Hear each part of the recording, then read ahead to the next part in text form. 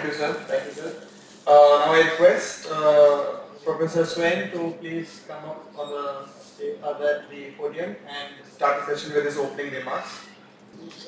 Good afternoon, everybody, and my fellow panelists, Professor Suneel, Saraswat, and Arbind. Okay, yeah. So, looking at the audience, it seems that there is not much interest in econometrics area in this ML and AI, which is growing like anything in the business domain.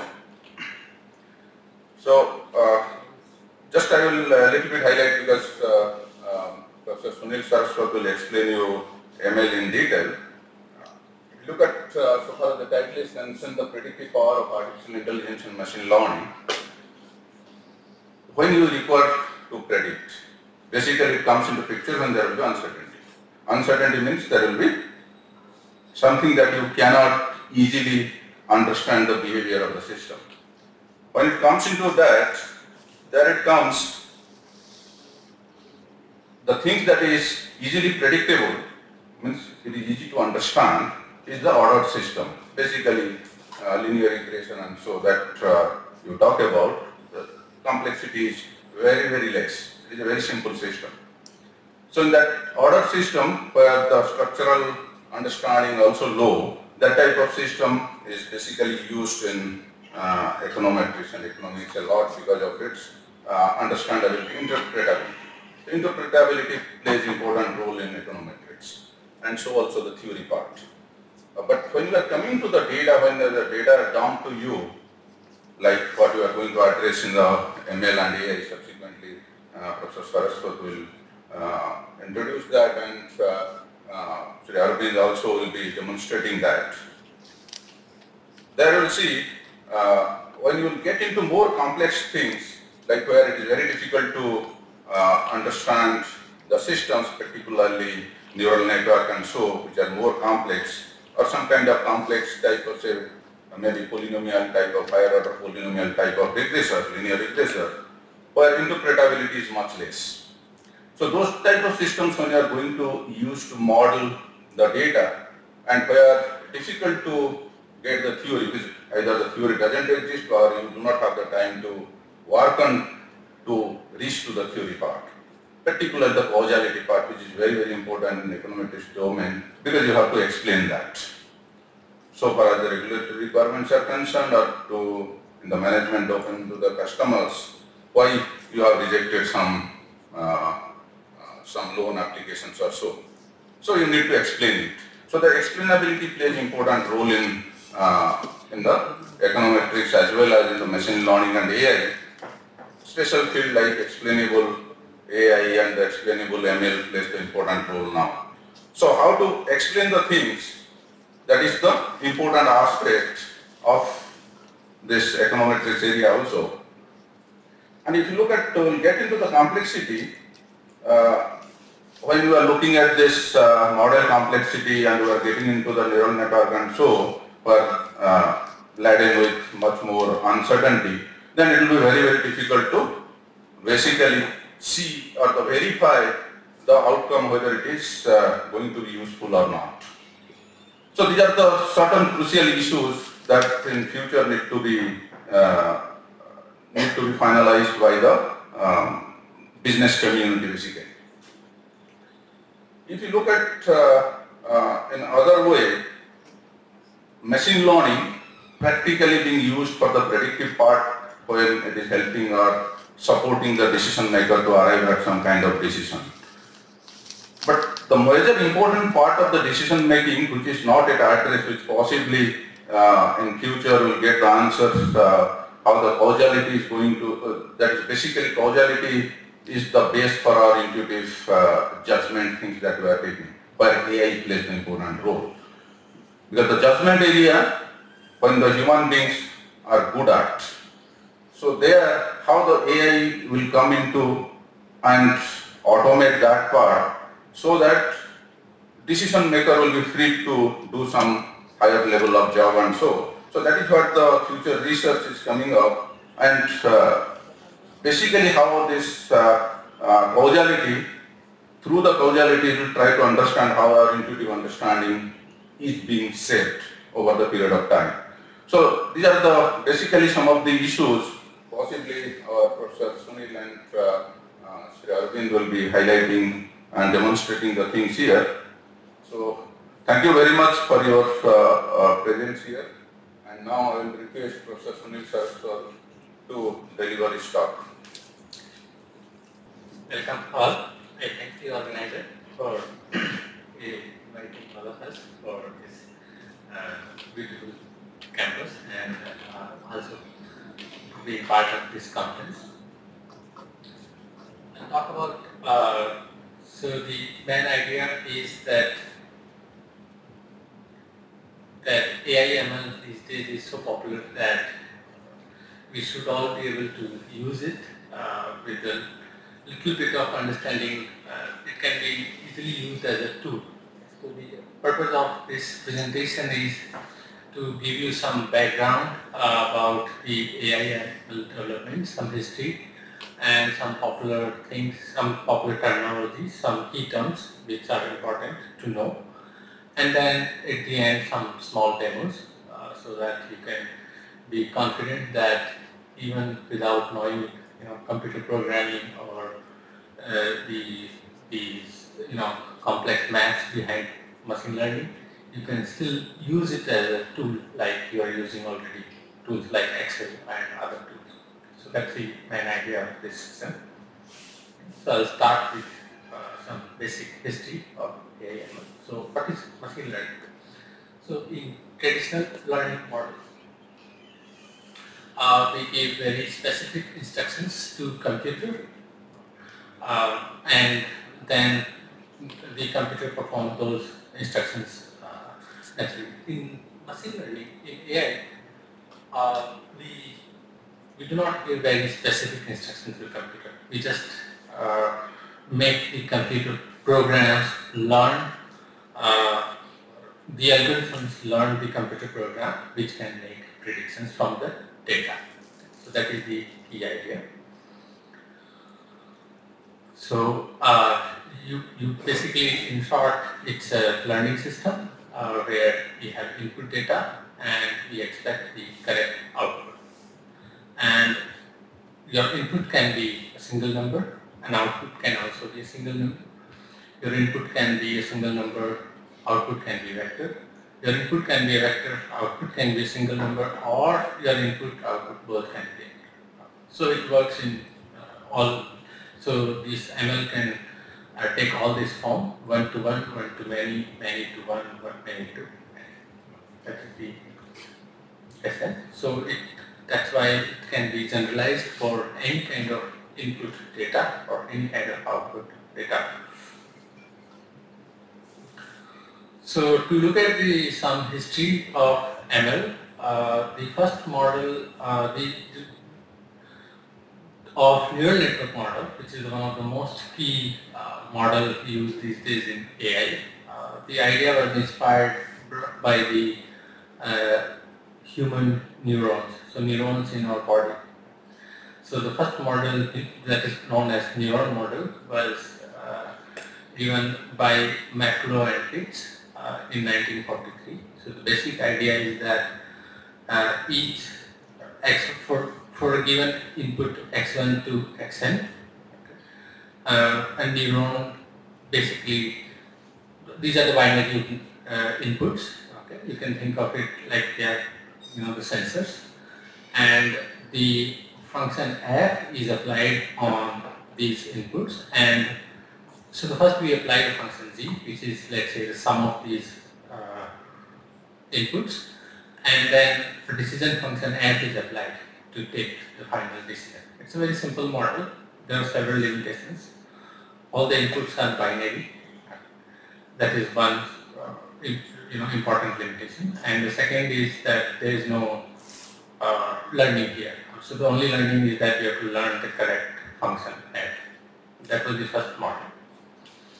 Later, this model was improved by Frank Rosenblatt. Okay. So he gave a more slightly more general model where weights, there can be weights for the input. So your entire neuron model can be that given input x1 to xn, we have weights associated with respect to each of these inputs, that is w1 to wn, and then we take the linear combinations, that is x1 w1 plus x2 w2 and so on, and you can think of x4 as a bias, and then we apply a state function. Okay. If this sum is beyond the threshold, the output is 1, otherwise 0. So this is a very simple model.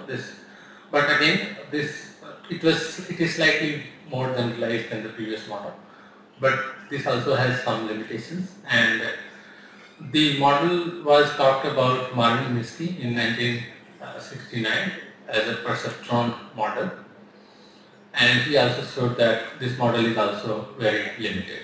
One limitation was at this point we don't know how to learn these weights. These are W1 to Wn. So then in 1982, or there was another idea in the 70s, but in 1982 basically the first model of learning these weights, that is basically parameters of this neural model, was proposed using the technique called backpropagation. That is, you apply for a given input x1 to xn, you compute its output, basically take the linear combination, and then apply some sort of activation function, let's say the state function here, and then depending upon whether it is matching with the actual output, or basically by looking at the error, you can go back and update these weights. Okay. So this can be some sort of a learning process. But again, the limitations, there are a lot of limitations. One limitation is this kind of model cannot learn very complex tasks, and it's just a single neuron.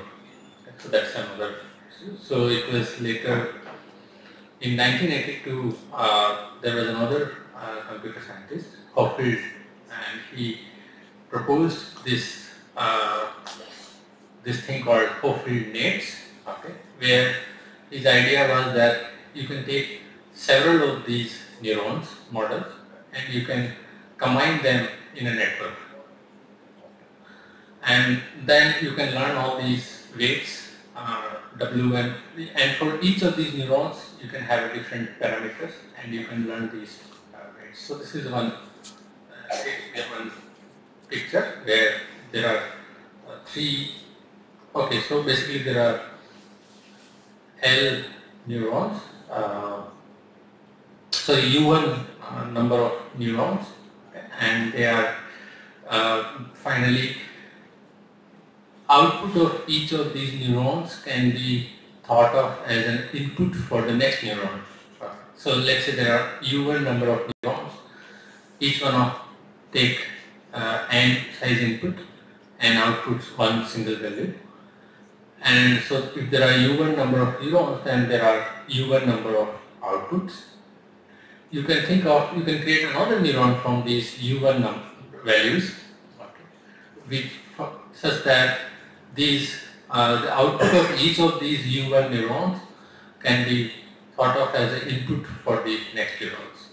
Okay. So this makes this entire structure slightly more complex, and there are several more parameters, and it was not practical. Okay, this was just an idea. Finally, in 1986, these three scientists, one of them is a psychologist and two of them are computer scientists, they gave this multilinear perceptron, that is basically an Hoffield net, along with the backpropagation. So this is now you can see that there are three neurons, at like in the beginning there are 3 neurons. We give the n neurons. Okay. So in the picture there you can see that there are 3 neurons. There are n input size, and we have n number of output. That is, there are n different neurons in the first layer, and then each of these neurons.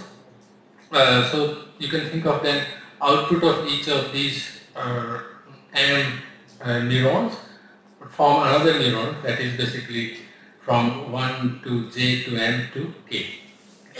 So it's basically, you can see that the idea of coordinate is already applied here, that it's a slightly more complex structure.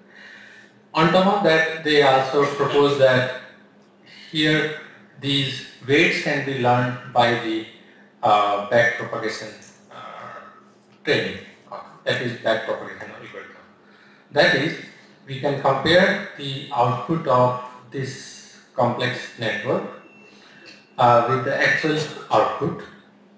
Let's start with some weight parameters for a given input, x1 to xn. We compute the output, and then we compute the error, that is how far the actual input is from the output.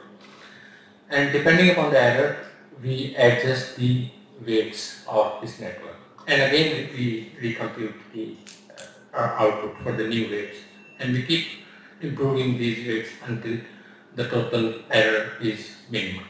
Okay. So that's basically the main idea. And the key idea here for the back propagation is that you remove the fraction of rate of change of error with respect to weights from each weight.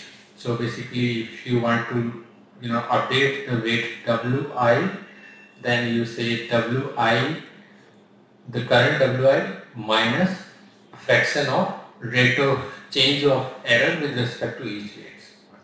So this way you can, so this is the main idea of back propagation, and this comes from the gradient descent. So okay, so this was very popular, and this work is so important in the field of the current AI/ML that Hinton got Turing Award in 2018 for this work, which is actually equivalent to the Nobel Prize winner in computer science. So then in the 1986, but that is same time, another model was proposed, that is recurrent neural network.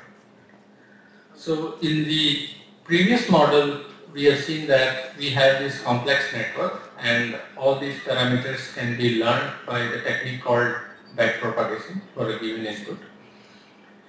But the thing is, for a given one single pass of input, that is one instance of input, the network learned, basically network updates these weights just for that particular instance of the input.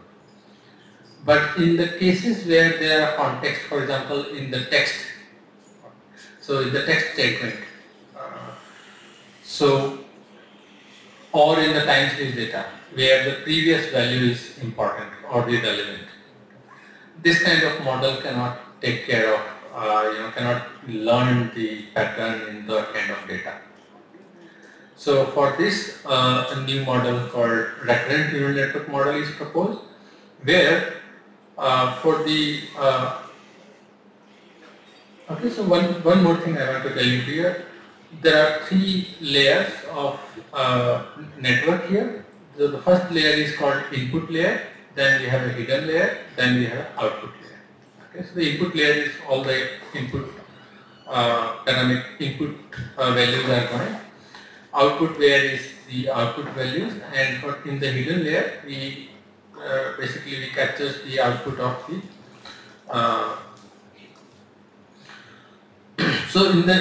so in this network, so from the hidden layer, the output of the hidden layer for the input t minus 1 is passed on to the hidden layer of input t. That is the main idea of recurrent neural network. So this way when we are training for the input xt, that is the input instance at time t or index t, it also learned the pattern from the input at xt minus. So this was, so because of this idea, these network now can be used for the problems where there is a interconnection between, like for example, English sentences or time series data, where there is, it is basically a time data or some kind of. So when the data are dependent on the previously seen data. So for that kind of problem, this model becomes very popular. Then in the 1989, we have another model, that is convolution neural network model, where so up to here we have seen that these complex networks were already created, and they can also learn the pattern in the problems where there is a lot of interconnectivity amongst the data. But it still this kind of networks are still not very useful for problems like images. Okay, that is very popular these days. So for images, we have in 1989 we have a model called convolution neural network model. The main idea is inspired from the image processing, where given the input image, we apply some kind of a filter and we compute the convolution of these images.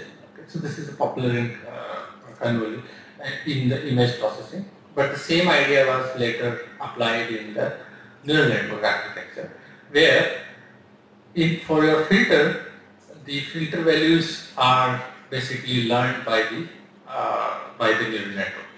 So that is the main idea. And then you can basically convert this image, you can apply some filtering, and then you can, kind of. So these two processes, the convolution and the filter process together, you can think of it as a feature extraction. Basically, extract the important features from the images.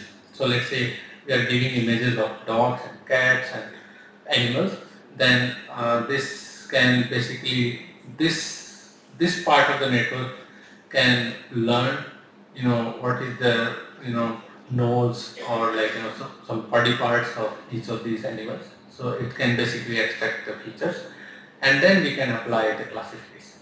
Okay. Basically the main neural network part which we have just discussed.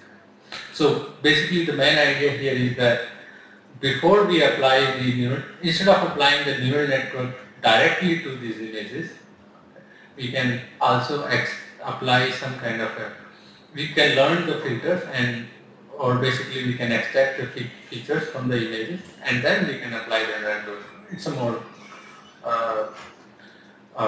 it can predict better. Okay, so I think let me quickly talk about two more things and then we go to the next part.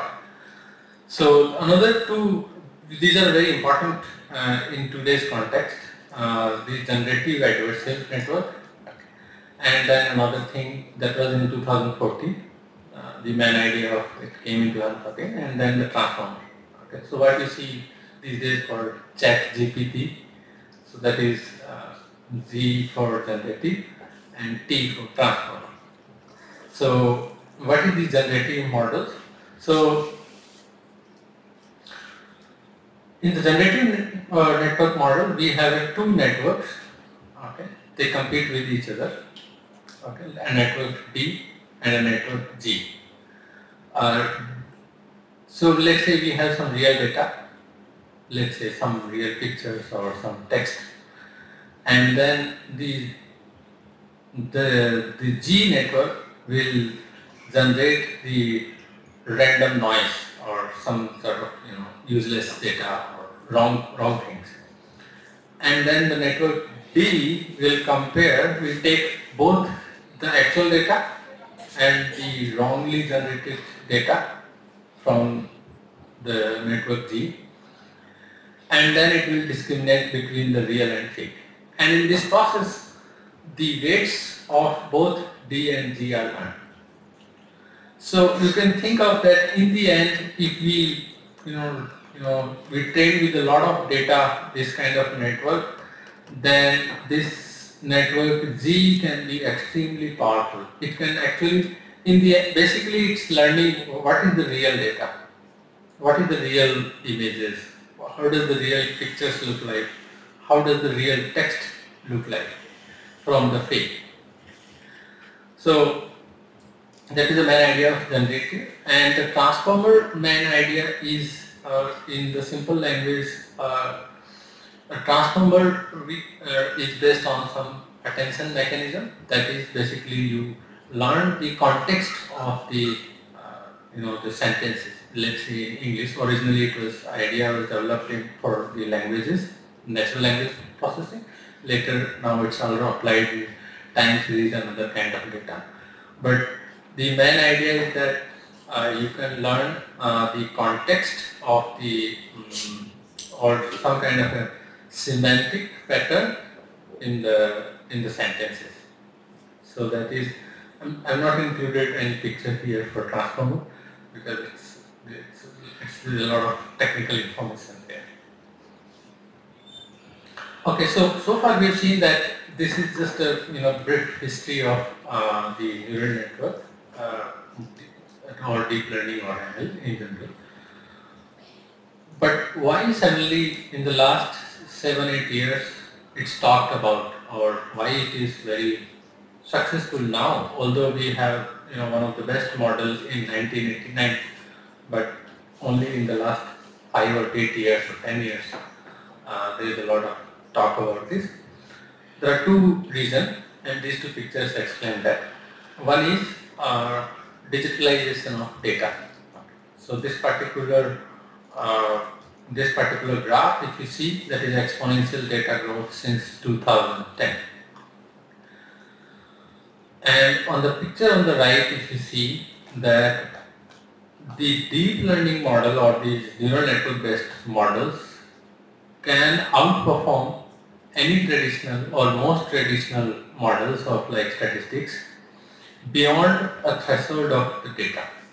So this line you can think of like a threshold. So below this threshold, of course, for several problems, the traditional statistical models will still do better than these neural network models. But beyond this threshold, it has been observed that these deep learning models can basically bypass all these traditional models. And this threshold was passed somewhere around 2009-10. Okay. At the same time, another factor for this success of ML is the computing power. So in the last 20 years, like this particular pink line, you can see that it is 3,000 times decrease in the cost of storage since 2000. So the cost of storage, cost of computing is continuously decreasing, and the processing power is continuously increasing. At the same time, and of course the growth of digital data. So these three factors, because of these three factors, suddenly in the last 10 years, we can see that all these deep learning or neural network models become extremely powerful. Okay, so now in the second part, I will talk about some basic key terminology or key things just to start with, like let's say, the practical side of AI/ML, like what all we need. So if you see on the right hand side, it's a complete Python program that can do these 5-6 things. Okay, it can import the correct modules, that is all the computer code it required. It can create a neural network architecture. It can load some very popular data known as MNIST data. It can normalize these data. We'll learn some of these things. later, and it can train this architecture on this data, and it can even predict for us, for some small examples. This entire piece of code, it's completely readable. If you look at, we will later see that even you can generate this code. You don't have to even know how to write this code. Okay. This also we'll see later in the demo part. So the main idea is that, like, maybe this was not possible 5 years ago, 10 years ago. It was difficult if somebody wants to use machine learning or data science for their research, or they want to know they want to predict certain things based on machine learning AI models. Then they needed to know programming. They also need to know ML and basically. So without programming, it was not possible 10 years ago, even 5 years ago. But now this is not the case. Even if you are not very comfortable or you have very little knowledge of computer programming, but you want to use these AI ML based tools, you can use them as a tool, okay, for your research or for any kind of, for yourself or any kind of business. So just some key important concepts that will be important if we are basically using this AI as a tool, okay? Because these important ideas are key ideas, and although the more you learn, the better, but at least these things are enough to start with. Okay, so the one key thing is activation function. So you see that in the first picture, I said that you can take a neuron and then the neuron get activated, or some kind of a state function. So those are called activation functions. Okay, when should a neuron get activated, or this kind of decision? So they can be so these are the popular activation functions. If your output is, let's say, between 0 and 1, then you can use sigmoid function. If your output is between -1 and 1, then you can use 10 hyperbolic function. There are also other popular activation functions called rectilinear unit and also linear functions. The other thing you should know is loss functions. Okay, loss function basically compute the error of the final output. When the neural network is learning, it computes the error.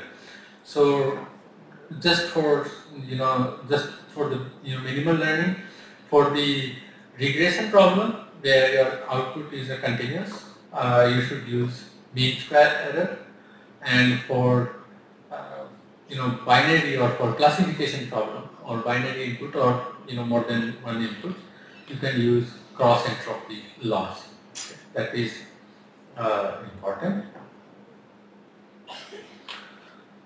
Then there is something called batch size and learning rate. When you use a neural network model, you need to specify the what is the batch size, what is the number of epochs, or what is the learning rate. So learning rate is the lower the learning rate, your network will learn slow. Okay. If your batch size is higher, then your network can do overfit, okay, but it will be fast. If your batch size is basically how much data in one pass of the training I should use. Okay. So let's say if your data size is 1 million and you specify batch size is 10, then first 10 instances of the data will be used in one learning, then the next 10. We cannot process the entire 1 million data in just one go. That's the idea. And the number of epoch refers to how many times a single input is basically used back and forth in the entire training. Or basically refers to the one complete pass through the entire training data set. Basically that, one scan of the entire training data set is called one epoch. Then there are concepts like regularization, where you need to, sometimes it happens that your neural network model is overfit to come up to solve the problem of overfit. One solution is regularization, and one of the technique of regularization is basically randomly dropping some of the neurons. You can just set those weights to those neurons to 0. And yeah. The other thing is normalization. Sometimes your range of your data can be arbitrarily large, okay, or arbitrarily small. So your data, input-output data should be normalized. So the two standard techniques, Z-score normalization, that is you subtract the mean, divide by standard deviation, or you can basically map all the data to 0, 1, between 0 and 1. That is a min-max scaling. So you can do this scaling of the data. One more thing, transfer learning. So the transfer learning is very important concept in machine learning. It happens that you already have a trained model, and that is very useful for most of the tasks. But there are certain tasks your trained model is not very useful. So instead of kind of creating a model again, you can use an existing trained model, okay, which is trained for the old data set, and you can retrain it for the new data set. For example, in this case, the model is already trained for the dog, but now your data set can have both dog and cat. So you can basically retrain this existing trained model, okay, for the new task, that is dog and the cat.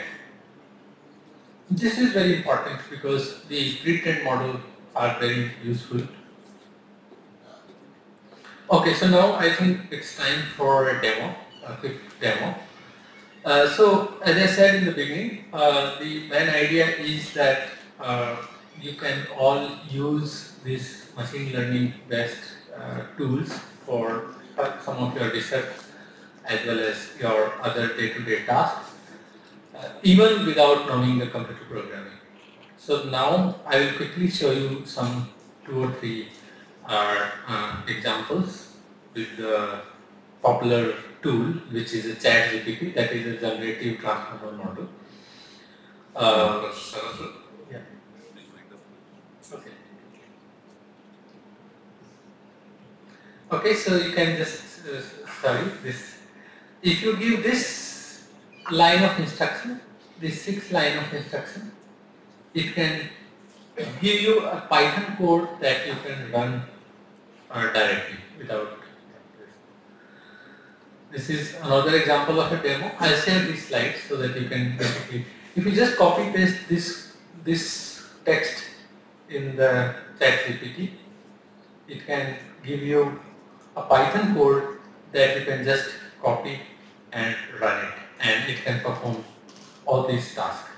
Your Python code can do this task. I wanted to show demo, but I think that you already overstood. This is the last example. So in this example, I took 2 years of daily data from for a particular stock for 20 months of data, and I predicted the stock price for 4 months using some time series based ML model. Now compared these predicted price with the actual price, visualize these data into the charts, and your ChatGPT can give you the entire Python program that you can just copy and paste in your, let's say, Google Colab and run it.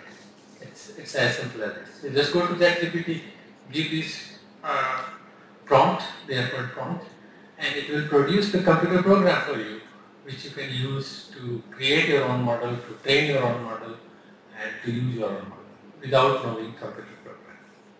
Yeah. One example you can show. Sure. This example you can show. Sure. The data file should be in CSV or? No, I will show you this one example. So let me take this simple example. This one. This is a simple example. There is no, in fact, let me take this one also. So I can just go to Google Colab. This is basically collab.io. research.google.com, where you can run the Python code, and so I can just copy paste this data. So sorry, I need to go to ChatGPT first. ChatGPT is free. Yeah. And ChatGPT Plus is not free. No. ChatGPT, Gemini, you can also use Google Gemini, any of these, most of these. At least ChatGPT I have tried that this prompt is working. So for example, I can just say this to ChatGPT, that download 2 years of daily data from this, and then do this. And then it will give me this code. And then I can just copy this code here. In fact, there will be comments, so you can, I can just paste this code. In fact, you can read the comments and it is telling you what is happening at each of the steps. In this case, as you were asking, will it read the data from your file? No. So I asked the ChatGPT to download the data from Yahoo Finance. So it's downloading the data from Yahoo Finance for the Reliance stock for the 2-year period. And all the instructions I gave, it's running. So now I can basically run this. Okay, so I think the reason is, I need to install this. Say if you go wrong somewhere, is there an AI support? Yeah. So I can do this. I can just copy this error and I can go to ChatGPT. Where is that? It is here. And I can just tell it that I got the following error. Okay, so it gave me the new code. Okay, I can maybe now this time quickly test once more. You can see now the error is slightly later part of the code, but you can again throw back this error to the ChatGPT and say that your code is again giving this error. It will again update the code. So this is one way. I think this is working in our prompt. I think I should, sorry for taking extra time. Any questions? So because you are running out of time, just to finish the second speaker, then we'll go for the questions. Thanks. Thanks, Professor Saraswat. Now I request Kumar to deliver his talk. Yeah, hi. Hola. So thank you very much for attending the session. And after the lunch, it's very hard to concentrate on a very technical detail. So I'm not going to bore you with lot of technical. I just show you how we are utilizing AI in real world.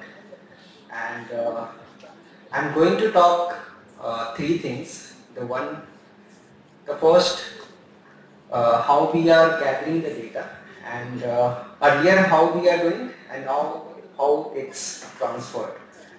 Then visualization, because that is the one area you guys are watching or give you the more sense.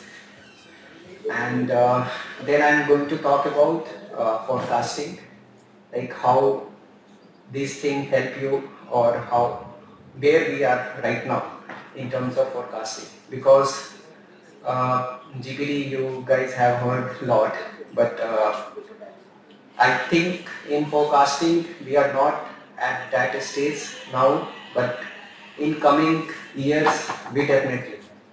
So let's see. So data collection, like broadly, if you see the source of data, right? So major source of data lies on website, documents, or you have a database or a system. Now earlier, how we are doing? We go and like when I started using Hives and all, but now when I turn myself into a ML engineer, lot of thing is done by automation, right? So that is the beauty of using all this stuff. So I will show you some of the things, like how we are processing a document, and I must understand you guys have a lot of information in document and you would love to have this technology so that you can extract information easily, right?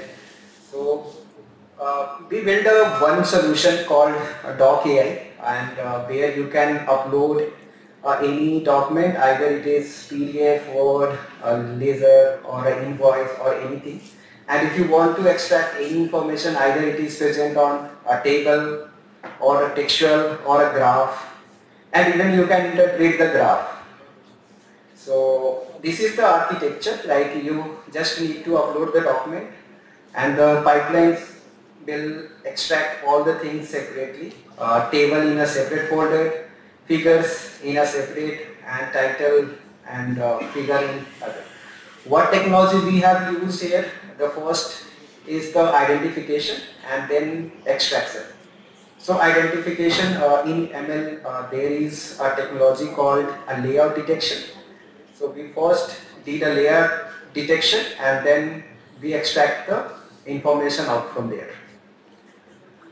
This is a one example where you can find a model is detecting properly where the text, where is the image.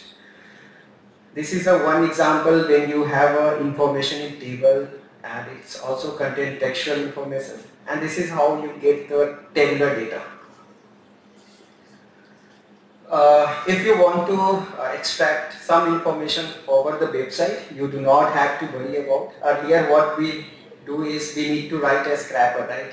Now you do not need to write even a scrapper. You just need to give the link from where you want to extract. The program will extract the information you want. So this is a one example where I wanted to extract a NAV value, and it's run daily to extract the information. All are automated, right? And even we have a one product called InfoPulse where we are extracting almost 10,000 daily news, and it's done by AI. So if you see the news structure, right, there is a header and there is a body, and then there is a lot of garbage on the page. So how to extract the relevant information is the challenge, and that we do, and we are daily extracting almost more than 10,000 news articles, and then we have also built a smart pipe. This is a tool where you can, even you do not know much about technology, you can connect your DB, you can do all this stuff like say a data analyst is doing, like standardization, outlier detection, correlation, and everything you can find easily. And you can set up the tool very easily. I am not going to show you the demo, I have a very limited time. And now if you have anything on extraction part, I am happy to take the question, make this conversation more interactive. So before jumping to visualization, any question on extraction I would like to take. If not, I am continue. So once we gather the data, the next part is to visualization, right? So for a visualization, we have a different tech, and mostly if you see the company want to visualize the information in dashboard. So we are expert in Power BI, Tableau. We also work in Salesforce, ClickSense. These are the tools we are using on a daily basis. I would like to just give a 1 minute talk in here. Like this chart are very much familiar to you guys. Lot of chart you guys are using daily, like line graph. So the first thing we need to understand where to use this. So whenever you have a numerical data and you just wanted to understand the trend, you can happily use this. Bar chart we are using a daily basis. This is the most easiest and the most you can say informative graph. we all are using, right? And there is also a radar graph you can build if you want to just see the two things in a single graph. These are some samples we have developed or delivered to the client. So whenever, like this is a scatter graph. So when we are using a scatter graph, when you do not have a link between the data and you wanted to just explore data relation in unstructured data. So you can go and happily use this. This will give you some essence, right? And then this is a radar one.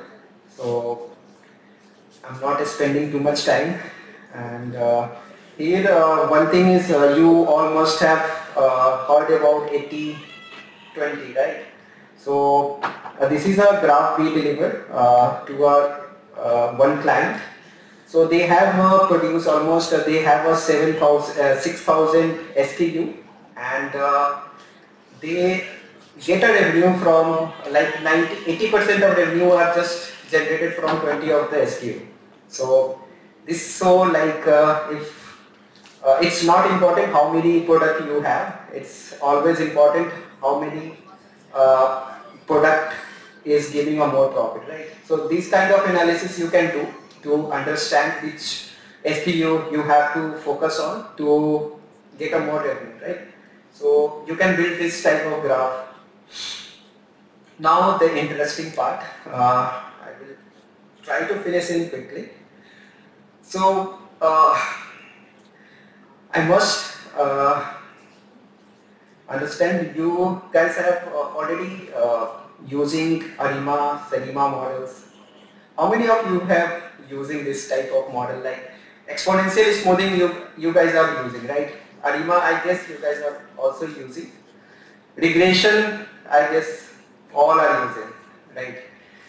So I have just categorized the all technology in 5 groups, and because that is important, because as we grow, model is also getting powerful, and it's not always important every model is work for every data.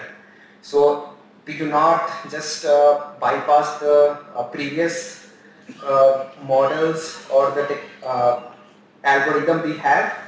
We need to just find out the solution where we can utilize both, right? So if you see this statistical model, there are a lot. Even ML model, you can find linear regression, random forest, XGBoost type of model. Deep learning, you must heard RNN, LSTM right now. But there are a lot of other models like NHITS, TS mixture, Tide. These are a very powerful model and recently developed. Transformer based, you all are aware of GPT is based on transformer, right? So we are going through in that direction. So like in the recent 1 or like say 3 months, we have seen the 3 powerful model like Time GPT, Tempo, Lag Llama. These are based on large language model. Now here is the one graph which give you a more satisfaction to you guys and more pleasing. Why I am saying so? It's research till 2018, and lower the value, better is the model. Okay. So if you see a statistical model is outperforming all, it's ML or anything. But after 2018, there are a lot of new models which came, and this graph give you some like where we are heading right now. So there is a one term called assemble. So what assemble mean is you have a, let's say, not a single model, you have a multiple model and you are combining multiple model to predict one output. So it's not a one. I am just saying that one person is taking a decision or 100% is taking a decision, or it's based on the voting mechanism. Like say if I'm taking any decision, like I just assume this meeting, then it's not a right choice, right? If I ask everyone to just give your opinion, then based on your opinion, that will be the best output, right? So assemble is one technique. So we are assembling a deep learning model together to give one single output. So when you assemble these large language model, their performance is quite impressive. It's outperform every model. That is what it's seen in this graph. I have put down a 4 graph here. I'm not sure you guys able to view, but let me highlight the first graph. It's a like say if you have a very a limited data set and you wanted to build a model, a statistical or a ML model. So if you have a limited data and if the time span is low, like say if I just wanted to predict a next day or next week, then it's might your statistic model will be better than AI or a deep neural network. But when you try to predict a longer duration, like say 1 month, like say 2 months, in that case deep learning model will be best suited or it's outperform all. The next thing I'm talking about is when you increase your data. Okay, so once you have a limited data, then a statistic is good. Now say the situation is you have a huge data set. Then in that case, LM or deep learning model is best suited for you guys. Now the third graph, like say in today's world we are generating a lot of data and all data are mainly unstructured and it's very hard to get a very good linearity or stable data. So if you have a stable data, it's good you have, then you can just go and apply your statistic. It is a best model to be performed on seasonality, linearity or stability. But if you have a data which contain trends, which have like say other challenges like NaN value and all, your data is not a structured one, then a deep neural network will good fit for you. Now maybe you guys also thinking about how much accurate our model will be after just switching from like say a stationary model to deep neural network. So maximum you can get is around 10%, but these experiment conducted in 2018, whatever I'm showing you, but it's almost 3-4 years and we have developed a very sophisticated model or a better model. Now this is the comparison between econometric model or machine learning model.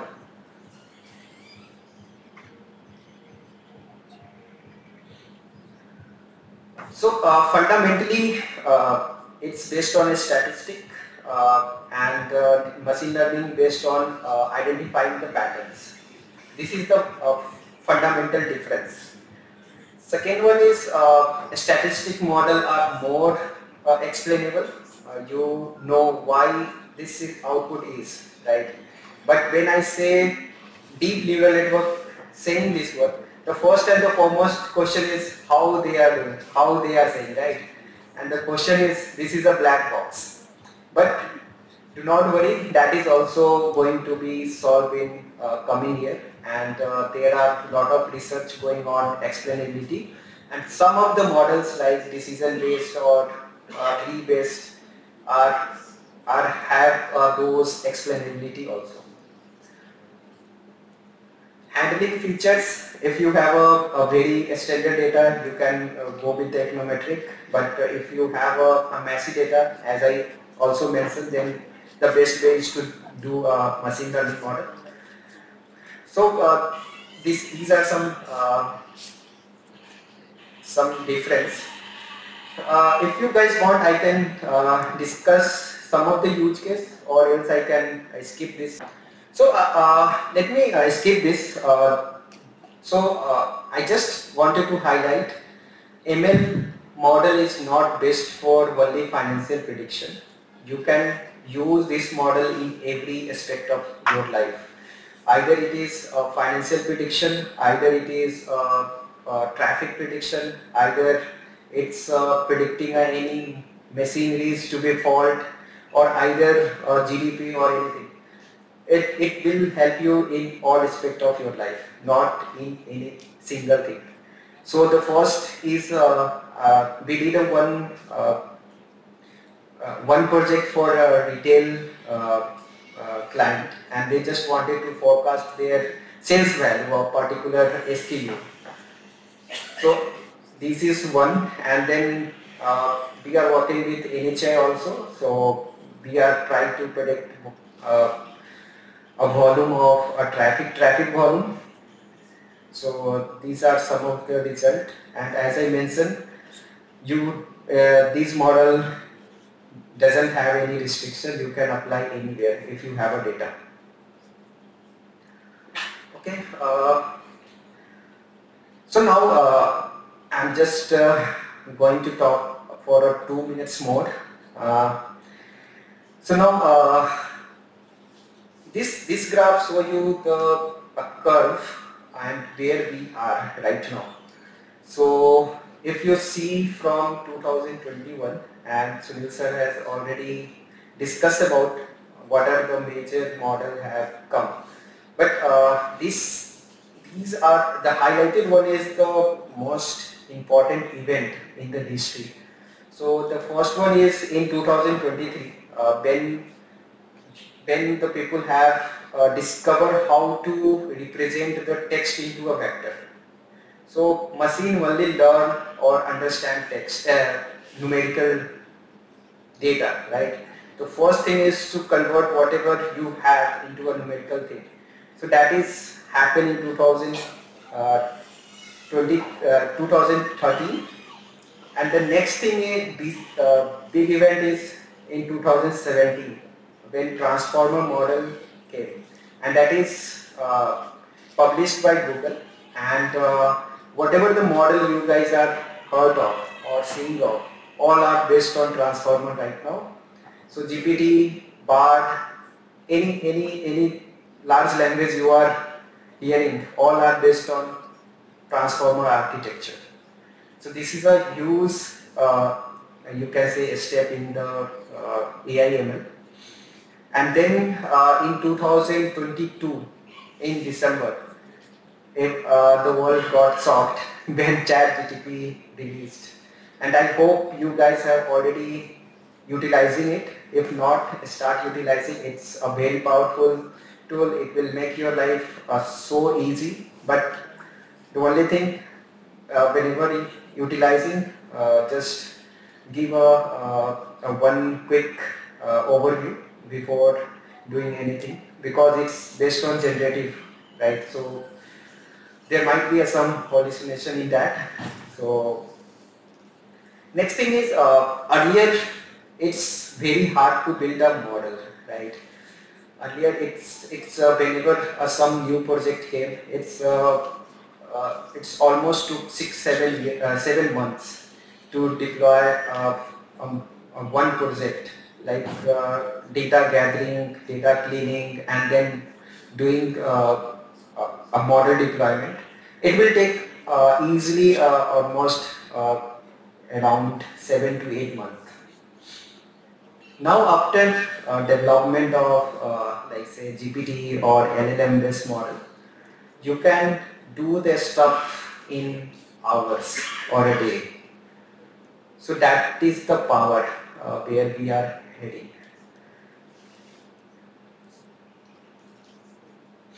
Now this slide I am talking about which sector is going to be affected mostly. So we already seeing how GPT is impacting the world, and so the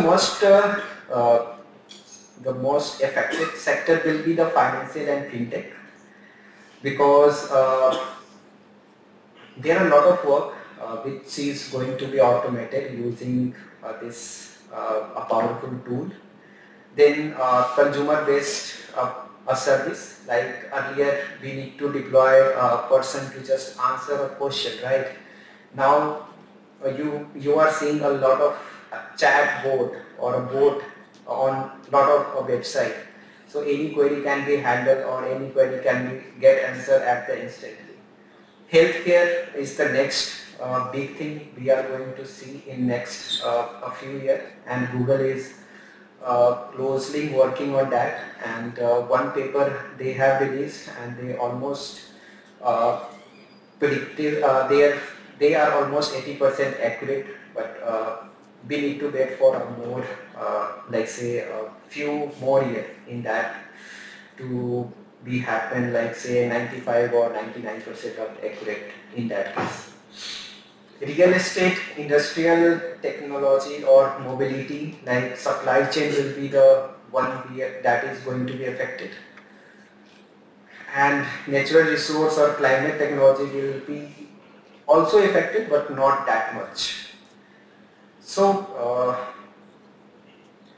this is all from my side. If you guys have anything you can ask. So thank you.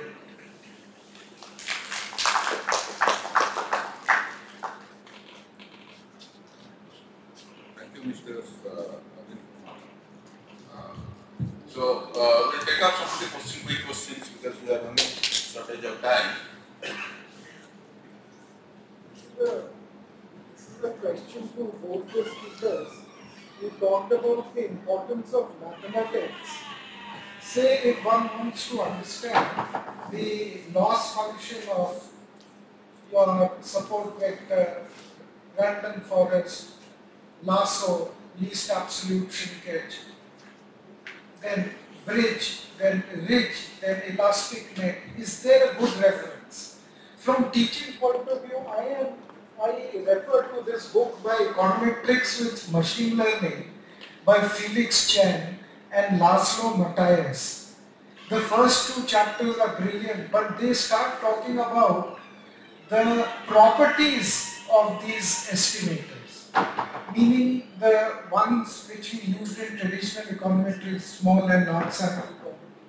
What are those properties? So that way we have to understand the distribution.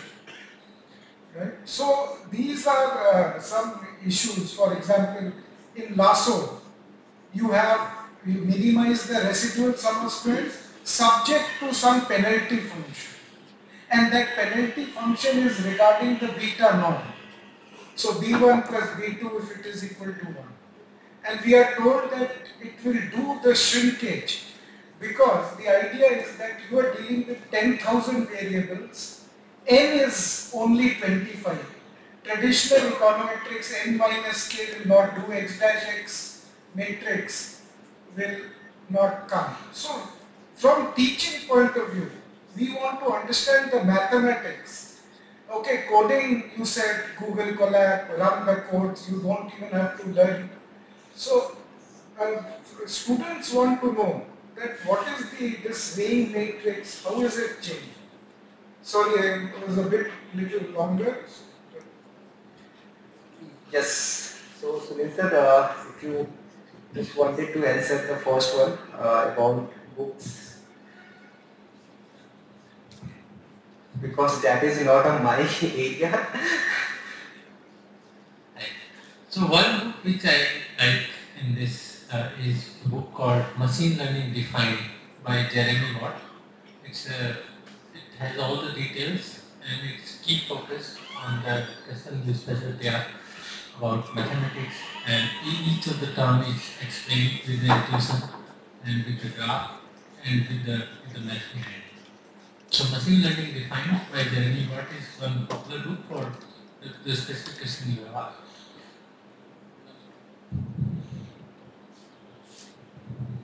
Yeah, the thing that when you are looking from the statistical point of view, because teaching are moving from the direction of statistics, so statistical learning books will be much useful in that way. There are a few good statistical learning books, if you follow that. From the data, so the small data you are taking and with particularly you just cited with the many such variables. Normally, with the statistics, doing so many variables may not be that easy to handle the things. So,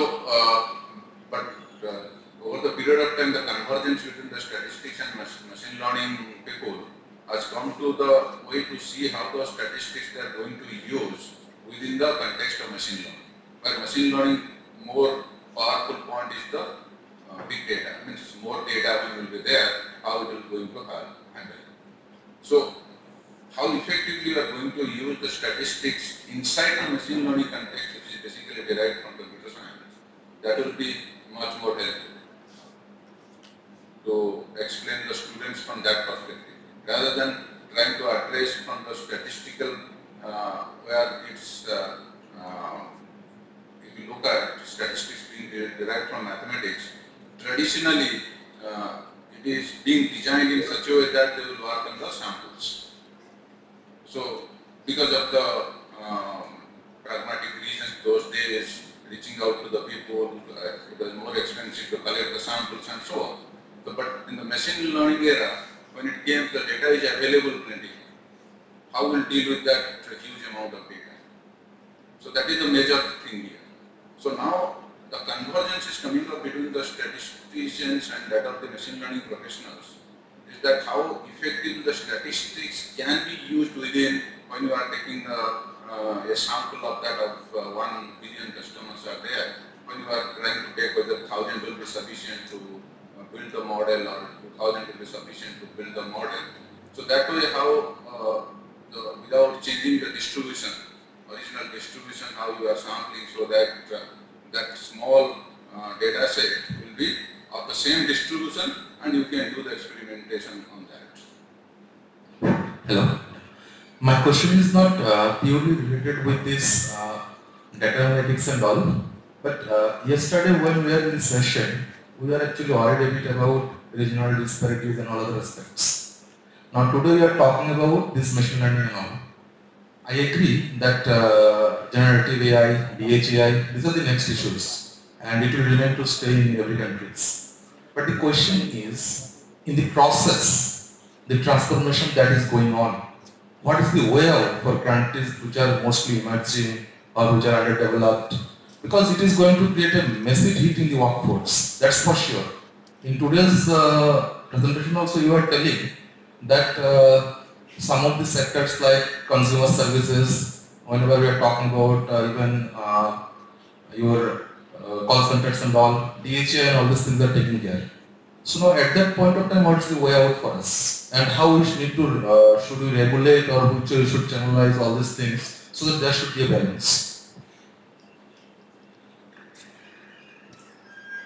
Yeah, so every development has some drawback or some opportunity, right? And so before accepting, we need to think about all those things. I'm happy you are worried about that, but as a developing country like India, and where most of the people, if I'm thinking about the statistic, I'm not sure how many people are using this thing, but not more than 15%, I guess so. And when electricity developed or when computer first time came, right, this question or this doubt comes at that time also, right? So it's not always, if something new happen in the society will just vanish every opportunity. it will definitely going to benefit you, benefit us, and at the same time it also give you the better opportunity of working, right? And I guess I'm not in that area of researcher, but whatever I read about, it's not going to create the vacuum of the say unemployment. If it's vanish some, it will generate a more. Hope I answered your question. Yeah, obviously, sir, that's for sure. Just only one thing is actually the speed at which these transformations are taking now. It is not there whenever we are talking about TVs and all. So that's the only way, whether we are equipped with that speed. Yeah, so in that case, we need to prepare ourselves to whatever is coming, we need to prepare ourselves. That is the only measure we can take. And the speed which we are going is tremendous. I'm almost 8 years of industry experience. I haven't seen anything like this. If you see the paper released in last 1 year, it's around 21 times more from the previous. So there is a lot of development, not in AI in every aspect, either visual or textual, but we are not that much going forward or speedily in forecasting or a statistic. But I guess that will be going to happen in 1 or 2 years. So we need to prepare ourselves. That is the only thing we can do. That is in our hand. Any more question? Okay, to add to this also one more point. You see, your your concern is important, no doubt, but reskilling is needed now. We have to reskill ourselves for the new things to come out. Basically, this AI or ML, they are not going to replace where we are good at, particularly the judgment aspects. The judgment side will remain as it is. So we should reskill how to understand AI, where it can be used, where it cannot be used, and how to interpret its outcome, the explainability. All those things are new portfolios are going to come out in future. So we have to reskill for that.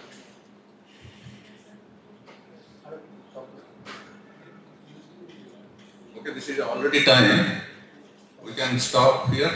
Okay, thank you. Thank you very much for the Professor Saraswat taking from basic neural network through deep learning, CNN and recurrent neural network, GAN and ChatGPT. Of course, finally, due to some unfortunate reason, it didn't work, but ChatGPT works in that way. Because every time you will ask some question, it will give different answers. So because it is based on the stochastic nature, so obviously the program it will generate will be different from the program he has tested many times before also. So that is the problem of ChatGPT because it is a learning network. It is nothing that it has remembered something and giving the outcome. So every time it will be different. So thanks Professor Suneel Saraswat for his nice talk and going through from the basics of neural networks till the large language models. And subsequently, Mr. Arbind Kumar, which basically highlighted on how we'll be ensembling even the deep neural network and so, rather than only taking the, like say, random forest where or the traditional model, multi-model things, you can prepare better, efficient models with the help of this ensemble of deep learning and other advanced learning methods are there. And particularly its applications in GenAI and prompt engineering, which is basically the forthcoming things it is coming up, which is going to play a vital role in our development. So thank you, Mr. Arbind. And thank you to the organizations and panel, thank you all to be present here and be attentive for the entire 1.5 hours.